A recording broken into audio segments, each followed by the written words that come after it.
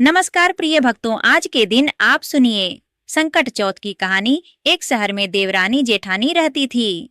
जेठानी अमीर थी और देवरानी गरीब थी। देवरानी गणेश जी की भक्त थी। देवरानी का पति जंगल से लकड़ी काटकर बेचता था और अक्सर बीमार रहता था। देवरानी जेठानी के घर का सारा काम करती और बदले में जेठानी बचा हुआ खाना, पुराने कपड़े आदि उसको दे देती थी। इसी से देवरानी का परिवार चल रहा था। माघ महीने में देवरानी ने तिल चौथ का व्रत किया। 5 आने का तिल वो गुद्दा लाकर तिलकुटा बनाया।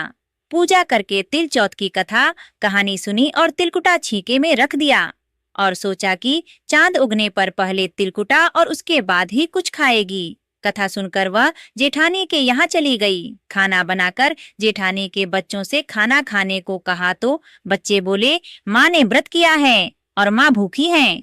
जब माँ खाना खाएगी हम भी तभी खाएंगे।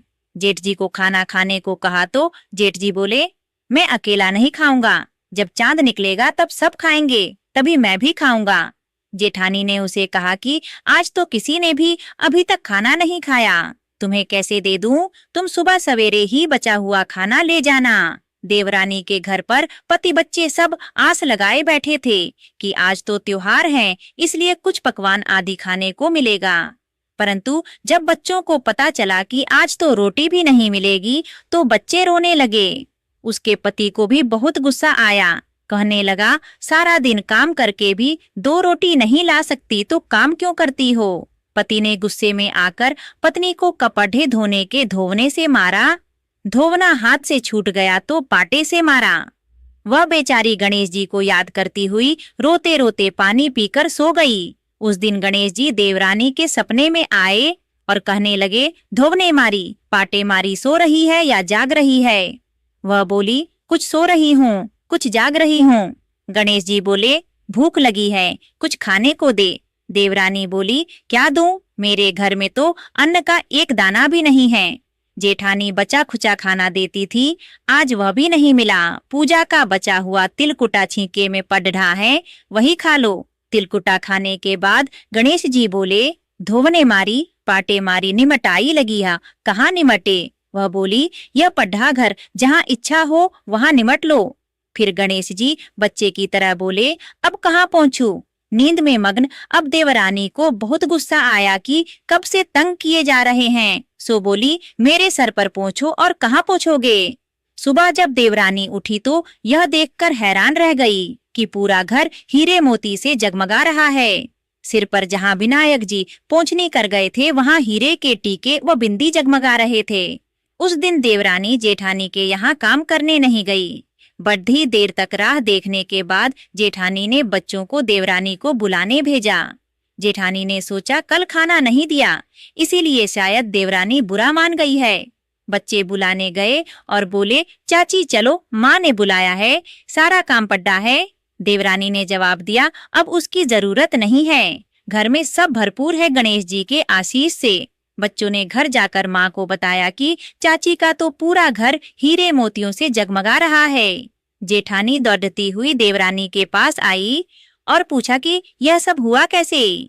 देवरानी ने उसके साथ जो हुआ वो सब कर डाला।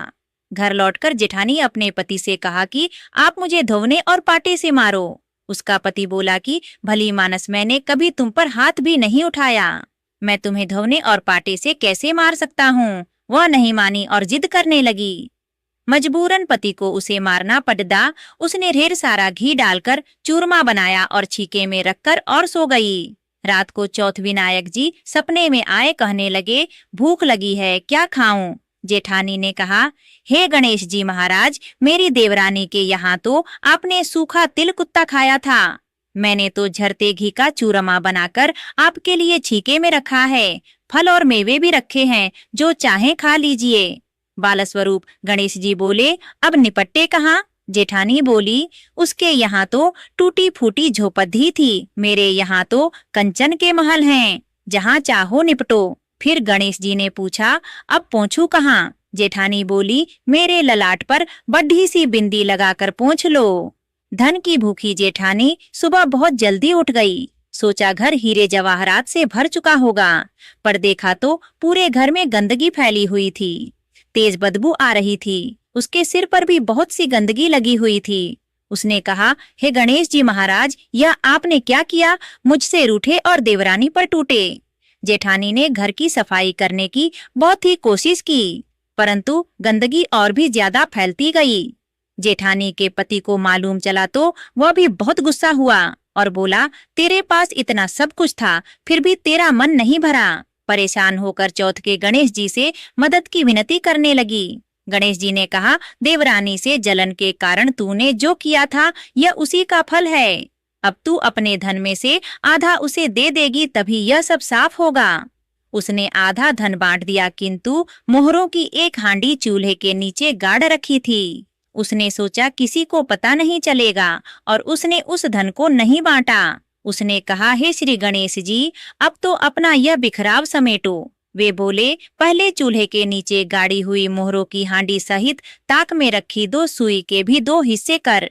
इस प्रकार श्री गणेश ने बाल स्वरूप में आकर सुई जैसी छोटी चीज का भी बंटवारा किया और अपनी माया समेटी। हे गणेश जी महाराज, जैसी आपने देवरानी पर कृपा की वैसी सब पर करना। कहानी कहने वाले, सुनने वाले व हुंकारा भरने वाले सब पर कृपा करना, किंतु जेठानी को जैसी सजा दी वैसी किसी को मत देना। गणेश भगवान की जय, चौथ माता की जय। प्रिय भक्तों, अगर आपको यह कथा अच्छी लगी हो तो प्लीज कमेंट करके हमें जरूर बताएं और हमारे चैनल आरवी नई कहानियां को सब्सक्राइब करना ना भूलें। धन्यवाद।